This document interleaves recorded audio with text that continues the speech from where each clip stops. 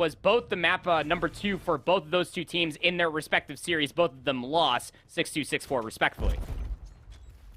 Alrighty, well, we're not wasting any time here, folks. We're going straight into game number 1 between Hive Street Mob and Boston Academy again. The revenge story for who? That's the question. Will Hive Street Mob coming out with a dagger right off the rip of this one? It's going to be a 2-piece coming up from Velux. That's going to be translating into control of the hard point for Hive, and it gets better as well because the map has completely flipped right off the rip. Censor tried to play his life. It was for nothing. All for naught.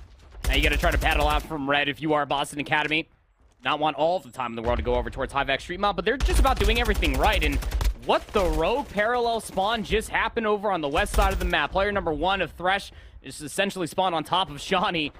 Both of them are going to pass each other like 2 ships in a night, but it actually opens up an opportunity for Boston to try to press up into Dome. Yeah, they actually have to translate this into kills, though, and they don't actually have the numbers to make it work right now. Velux on screen. So keeping an eye out for any players that might have filtered past the defensive line and flip the spawns. Those players now starting to aggress. On the hard point, it's going to be number 5, Snoopy, looking for the kill. Will not find it versus Rupert. Censor now from up high will get swatted out of the sky. Things looking pretty good as far as a first wave of defensive gunfights are going for a Hive. And now Thresh off the back of that kill versus Censor, starting to regress through P1. Big first gunfight to take versus Shawnee. And you can already see Censor just being super careful about the fact that Boston do not have control of the middle of the map. They know that as well. Great read from Pentagram to take down Mock. Yeah, and I would say that that was an adverting disaster if you are Hive Street Mob, because Boston, especially at the tail end of P1, had good dome control. They couldn't get past the 50-yard line. So Boston Academy, unfortunately, are going to have to allow Hive Street Mob to get the majority of time here at P2. Going to handshake this for potentially P3. Snoopy, though, not a great start for him. Again, it needs to be said, it's not an easy map mode combination to find value with an SMG, but an 0-5 start is not going to be beneficial for Boston Academy to try to answer back early here in P3. Boston Academy needs to get some time off the back of the P3 hill, and that's not gone well, as it is. Shawnee and Snoopy overwhelmed around the back line. Now they've lost control of the back spawn. Pentagram should be aware of the fact, should get the call from 6 and Shawnee that they have lost control of the spawns, and even that is not enough. Pentagram sees Velux just flying at him at 120 FPS, and there is no stopping that. Velux now moving forward as well. That's going to be another double for him as he finally gets shut down. Hive not got control just yet, and Snoopy against his former teammate, now looking to really put the dagger in. Unfortunately, is not able to get anything done. And for Hive at this point, I mean, there's 20 seconds left. If you can get control, that is great, as Rupert will find yet another double. But just taking this time away from Boston has to be so aggravating. I mean, also look at the route man on screen. Thresh has gotten his flippies on. He's all the way to the backside of P4, while the rest of his teammates is essentially spawning inside of P3. Shawnee's still trying to contest for scrap time, and they're going to give it to him as well. I mean, that's the right call if you are Hive. Help out your comrade down over here by the God Rock. It's going to be Velux at least trying to search for this trade. He's got Snoopy all the way in towards the back. Snoopy, all the wiser, will get that kill. Middle of the map was secured by Pentagram and Censor, as the rotation has now been confirmed for Boston. Big kill from Boston Academy. We always talk about the fact that the spawns here on P4 are pretty hard to break and flip away. Hive, they know that. They've got to take about 15 seconds or so of valuable time to make their way around the backline. Rupert's already been tagged up, but he doesn't pretty much have much choice to play this in any shy manner. He's going to double up with Mock, though, to take down Censor on the hard point. At least momentarily, they will garner control, but it is only for a moment here as Boston Academy fight their way back through. Pentagram with that frag onto Rupert will solidify the remainder of that time. And just like that, never count any team on Hydro Hardpoint as Boston. They're right back in the game.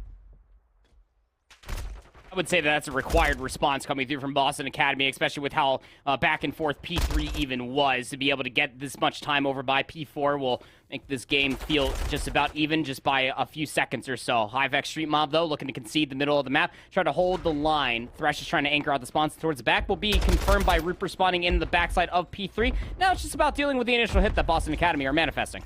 Oh, lovely first nade coming through from Rupert. And Soupy and Censor back towards the respawn point, but Shawnee and Pentagram, they have a response in kind. It's 2-piece after 2-piece at the moment early on this hard point, but Hive come out on top here for the moment.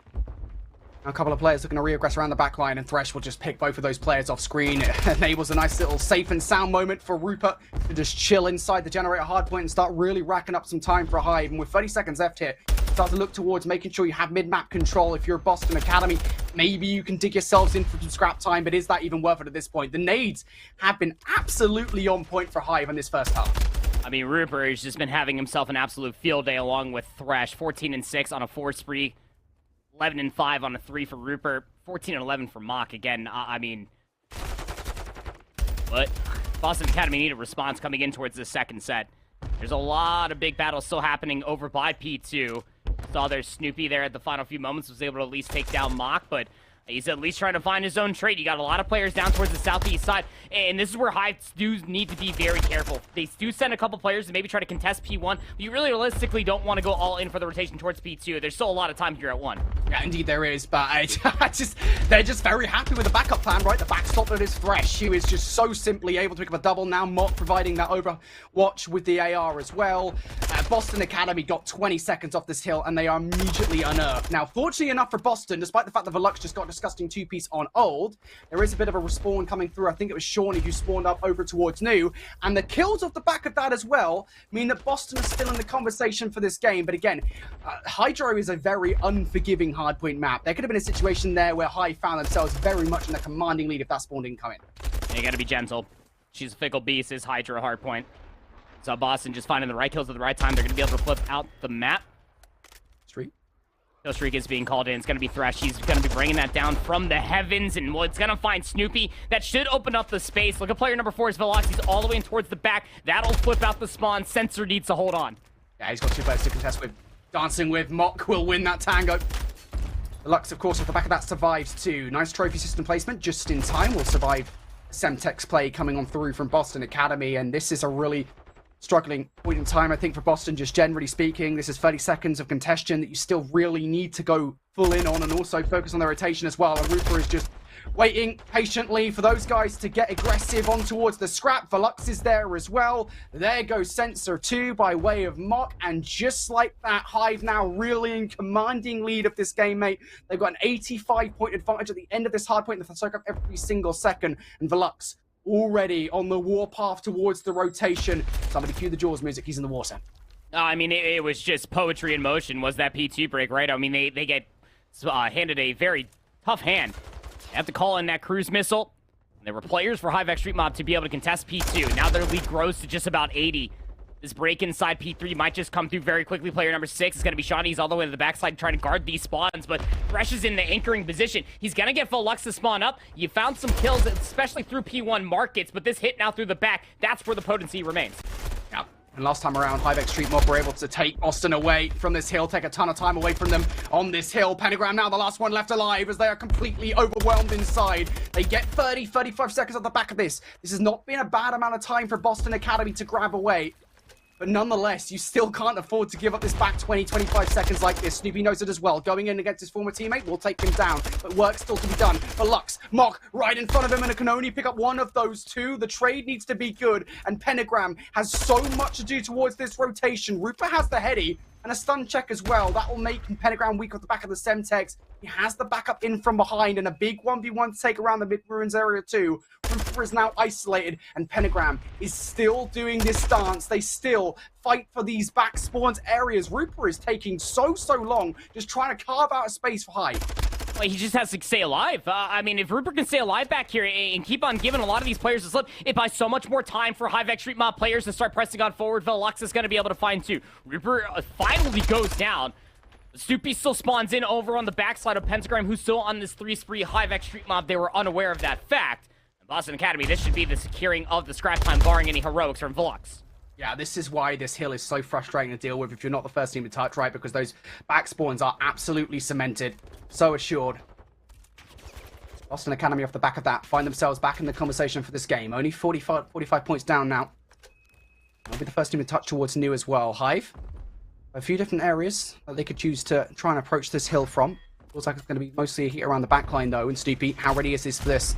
Rupert, Fresh, got to take both of them down here in this situation. Snoopy's already been tagged up by a Semtex, going to have to back away, and now the support is going to be in from Pentagram too, who now finds himself on fire in a row. Snoopy still keeping Thresh at bay around the backline. There was a player up top. I think that was Rupert, who does still go down, and Boston Academy, off the back of this scrap into initial, are about to come back into this game. They are fully back into this game. Pentagram's now finding himself up on a 5-spree, 21-18 now for Nate. Mock's trying to at least salvage what could potentially be in the middle of the map. It's just a little bit of a bait play. You still got spawns in towards the back. Shawnee, Snoopy, Pentagram, they all deliver on the goods. Yeah, you can anchor out the spawns as you might try, but Boston Academy will reign supreme with the majority of the time here at 5. Yeah, this has been an incredible flip. Hive had a 70, 80-point advantage over Boston Academy. That has whittled away into nothingness. And Boston now starting a streak out in this game. It was Pentagram who was on a streak not that long ago. Snoopy and Shawnee now on a combined 8 spree with 4 between them. This is looking pretty good if you're a Boston fan. I know there are a lot of them out there. Hive now trying to look for P1 time. That's going to be a streak coming on down. It's not going to do anything thanks to the trophy system, but Shawnee and Snoopy are there to pick up the slack. Again, now 5 in a row apiece. One player still hanging about, and Snoopy passed him like a ship in the night. It's okay, though, because there is that 6th kill.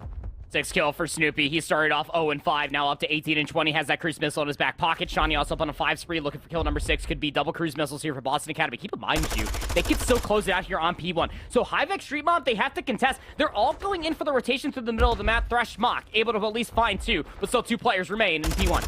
Yeah, there's a lot to do here. If you're a Hive, you need to get in towards P1, and you also need to flip the spawns for P2 as well. They could do both of these 2 things. They've gotten towards P1, and now we will see a P2 regardless. But big 1v1, and Rupert catches Nate off guard. Pentagram down for the count. Boston Academy have lost control of the spawns.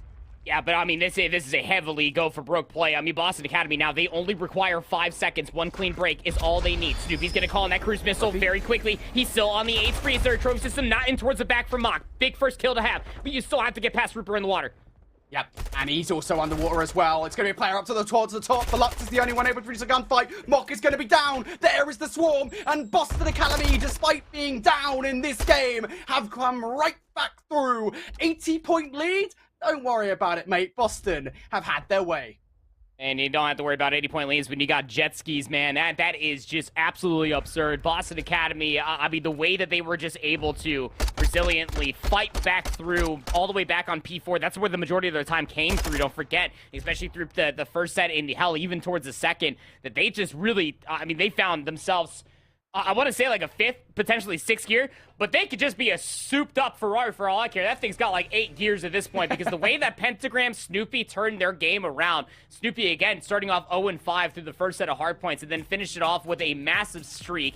That cruise missile gets called in, and then everybody can start flooding in towards the front. They lost the spawns initially, but when you got resources like that, and you got some good play calls to back them up, is Boston Academy really showcasing why they are a force to be reckoned with. Yep, absolutely. This was a map which, by the way, they were not confident on when they had Johnny on the roster last season. They were 0-3, I believe, on Hydro Hardpoint last season. Now they finally get their win with Snoopy on board.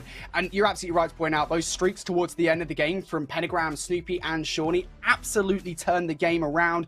Just chaining P4 and P5 back-to-back like that completely turned the narrative of the game. I was fully ready to say, all right, here is why Hive won map number 1, because the way they were controlling the first half of the game was incredible. But Boston just had their way with them in the second. I think just off the kind of, I guess, the polarizing nature of the game, Andy, the stats don't look that snazzy. We'll say that much, right? It's mostly coming down, I think, to the non-traded kills from Snoopy and Pentagram was probably the most notable stat line of them all. And, of course, the shared heal time as well. But you cannot put in a stats just those final kills, those final 2-3 hard points from Boston. Incredible work to come back in the game. From 0-5 to finishing on a 10 spree. 18 of 22 eliminations non-traded for Snoopy. Like, what? How do you have a regain in the middle of a Zarqwa Hydroelectric map number 1? I mean, it helps out when Pentagram goes 26 and 22 with 3,200 damage. Yeah, I would take that to go. Thank you very much, good sir. Mock was also having his way along with Thresh, but that's going to be a map 1 loss. I feel like Hive X Street Mob are going to lose sleep over it for sure. Again, they lost that. They had an 80-point lead going in towards, what, the second set. And that's just a very tough scene when you take a look at the rest of this best of 5 map set, because now we go over towards a Mercado Search and Destroy, where historically, through all of its iterations, Boston Academy have looked good on. Yeah, you know what's funny is that, statistically speaking, Boston Academy have never been strong at Mercado. It's always been like a 2-2, like 2-1 maybe finish for them in any given season. But it's like the clutch factor they always seem to have. I don't know, like I always come back to that kind of that Censor Ninja Diffuse play from like season 1. I don't know. I just always associate that map. But regardless, is look over towards Orbit and Anarchy, and we're in towards a Search and Destroy that was most certainly favoring the Orbit roster. Anarchy able to take this map number 1. I was going down on Greenberg Hotel. They won a 250 to 238, so a very close matchup, and not just in scoreline, but I would also say stylistically in between these two teams. This is going to be a very, very fun one. And you have North America's favorite Kiwi of Cruz in the lobby. along with a very up-and-coming star of both Dak and Lunars with that AR in hand. Gunzy also looking to deliver here with the SMG, but OMiT definitely coming to play. 8 and 3 for Geo.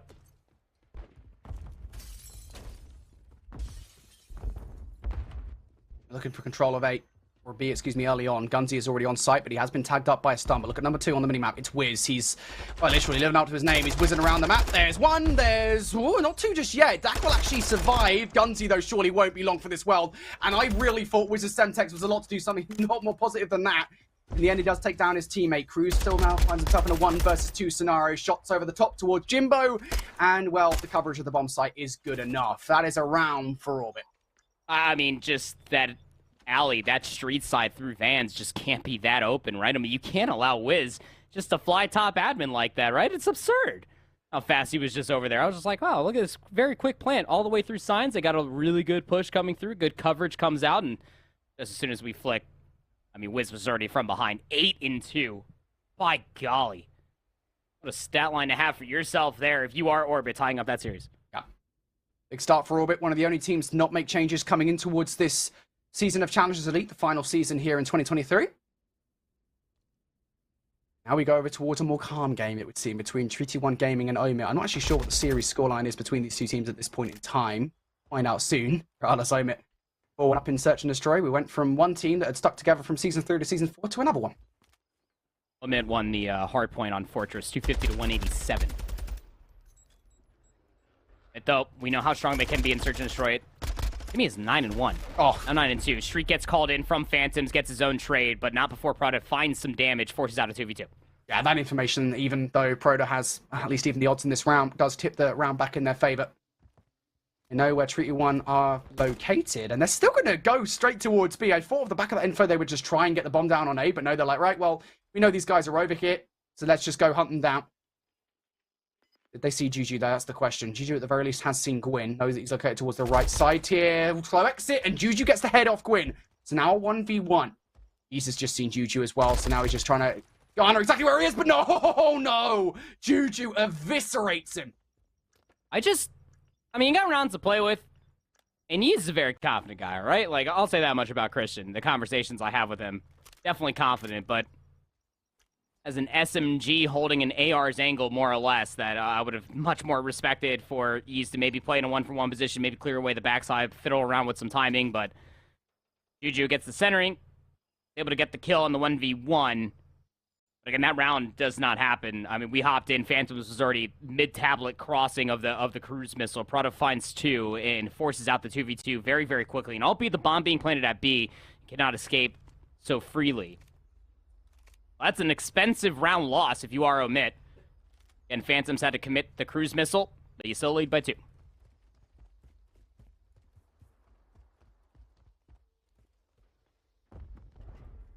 OMiT with the lead here in Search and Destroy. 3-1 Gaming. Already seen them today, capable of taking Search and Destroy away from top teams, even if they couldn't hold their lead. Once again, things will slow up towards a snail's pace here. Let's just keep an eye on the left side, making sure nobody goes around that back alley area. But Treaty 1, they're not taking the bait just yet. Purge trying to find this sniper shot. I mean, if it was going to be anybody on the opposite side, pretty sure it'd be Siski. He's 0-6. He's got the bomb in hand. The way he's playing, I'd probably reckon he's, yep, got an SMG. Dead silence push around the fence line. Purge was watching it, but the timing's not going to be favorable for him. He's going to be a little late. They see each other. Good damage, but now you got to rush to B.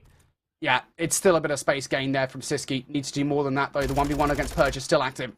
And Purge, I never want to count out players at close quarters with the sniper rifle, especially Purge. It's enough to scare him towards sight. Now you're looking for exit frags if you're a Purge. He's ready for a close quarter gun back with the pistol. Not going to get it just yet. Elsewhere, Gwyn has taken down Proda, so now it is just Mirage and Siski on site. Yeez has found his way through, and Purge finishes things with the close water sniper. Mirage, last one left alive, and Gwyn takes his head off, and yeah, it wasn't the best, I think, push over towards site. It was the only play they could make in that situation, but just the numbers were not there.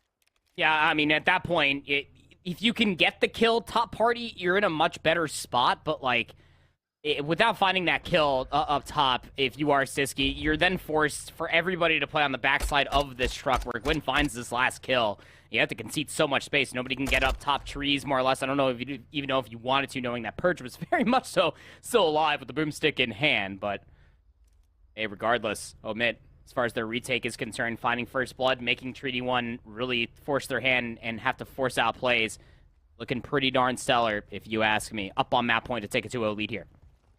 Yeah, things you expect from OMiT roster. A team that has been knocking at the door of top 4 for, what, since the beginning of Season 3, since the end of Season 2 now. This team has come out of nowhere and a real threat. Here for Treaty 1, though, they're looking to do the exact same thing. Proto has been part of that play, 7-7. And a 7th kill off the back of a flank, and now this has completely turned the attention of OMiT towards their backside. Of course, Juju is also there, so a 2-2 split coming through from Treaty 1. It's Colton trapped.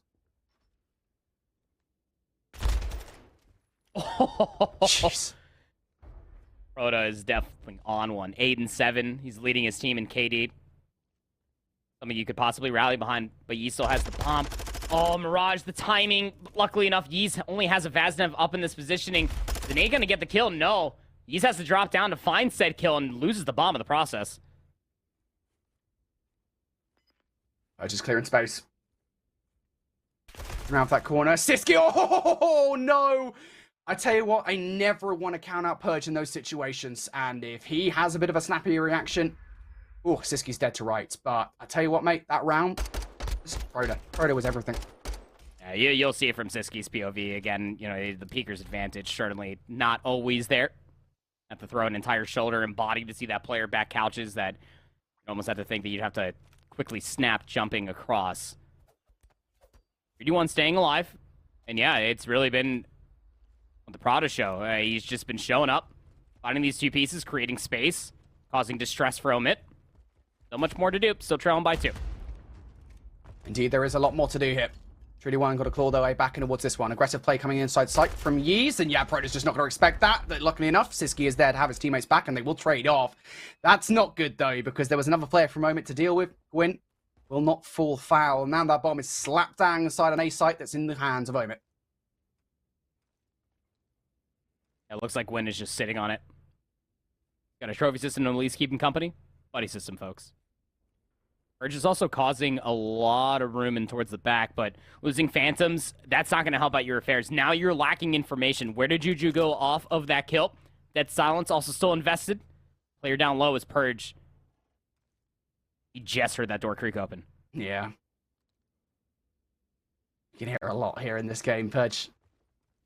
By the fact that Mirage had Dead Silence, now knows at least somewhat where they're located, but Treaty 1 still have a path back in towards this one. They just, I was going to say, need to silently find their way around site, but the fact that they've made this long of a route and still haven't found a single shred of information is not exactly favourable. They still don't know where Gwyn and Purge are located, and well, now they do. Purge takes the first 3 shots off. Juju finds himself in a Gwyn and Purge sandwich, and you do not want to be the filling there. 7 seconds left. It might be a time to get cooked. There you go. Gwyn to take him down. Purge maybe had that final kill. Either way, OMiT take the search and destroy. They look as confident as ever. Yeah, it was either going to be the game clock there or the kills to come through for OMiT. Again, you finding that first blood if you are Yeez, who was just playing prone inside the doorway. Gwyn was his assistance. And the moment the trade comes through from Siski, and we found ourselves in that 2v2 after Phantoms goes down over by the rock. I mean, if you are Treaty 1, you have so much space that you have to clear. You have so many questions about where these players might be located. Gwyn never gave up the angle after he saw the bomb patty cake there at the A-bomb. Here's a look over towards it. Match going on right now. Boston Academy and Hive X Street Mod. Boston, they made that sensational comeback in map number 1. Now they're 4-1 down. Shawnee finds himself in a 1 versus 3. Yeah, not going to be able to pull him a miracle this time. And this is now one of those times where we are going to have to see a miraculous comeback coming out from Boston. Yeah, sure will be. Again, colors, name tags, those are all backwards, so only trust everything you see on a grain of salt. Trust our beautiful voices instead. Yeah, I think that if you are Boston Academy, I mean, if there's going to be any sort of growing pains whatsoever, we always talk about this when you go through a roster change. It's probably going to be in Search and Destroy, and you think that would be the same thing for Hive, but 7-1 for Thresh, 9-5 for Mock, showed up in their last series. Why not have another map here? That's weird, isn't it? It doesn't feel like Hive has skipped a beat whatsoever. Boston barreling towards the A site for Lux. We'll find first blood, however. Rupert now looking to get aggressive as well, despite that nade coming through from Snoopy. Rupert trying to double up, and Pentagram gets the better of him. So now we find ourselves in a 2 versus 2. Pentagram and Snoopy push forward. Once again, trades galore, and it's Snoopy versus Mock. New kid versus old, and Mock is getting confident as hell. So is Snoopy, to be fair, and I'm surprised those early shots didn't warrant a turnaround and a little snipe from Mock. But it's not to be. Boston find a second round. Yeah, good trade game coming out from Boston, especially over what we know is the tussle of that A-bomb side. A lot of nades, a lot of egotistical chows can come through. But even right there at the end, I mean, Snoopy knew. At the moment that he saw the glint from the sniper rifle, if Mock doesn't hit the first shot, he's going to try to reposition and bait out the last second chow, if not try to play against the game clock. But, I mean, Snoopy's just going to run him down. 0-6 for Doug. Not what you want to see, but could be the start of something good. You're trailing by 3. Hive, though, still up on that map point. Yeah, I think the thing is, in Search and Destroy with Boston Academy, specifically, whatever it is, Censor, when he starts to play well, they always find a way back in towards it. And it's Mikado as well. It's always when he does well, but still, got to survive an early onslaught of the sniper rifle from Mock, and that is a nice way to remove him from that power position. That nade will take him out of the play. For Hive, though, they seem to approach part of a push over towards B, and Censor has just run away from sight. Sniper shot ringing out. Mock's going to take down Snoopy. That's a big first blood to have for yourself. It more or less at least confirms that your flanks could be more secured. Lux eats a bullet inside an elephant room, though. Mock's still trying to hold this middle of the map while the rest of the bomb and teammates are actually rotating in towards the A-bomb site. I mean, Pentagram was unaware of this fact. Now, Rupert with that kill can plant the bomb here. Yeah, this round is completely flipped on its head off the back of the first snipe, and then, of course, the rotation. Either playing it perfectly, and there you go. Just like that, Boston Academy, it says they win again. Listen to our sultry tones, because they didn't. 6-2 victory there for Hive X Street Mob to come out on top now. 1-1 in the series. They should feel like they're 2-0 up, but they are absolutely not, and no Mikado magic to be found here for Boston. Long-time duos come to mind. Pander, GodRx. And you also have Mock and Hollow. It's the first time that we've seen Mock not play with Hollow in quite some time, and dear God.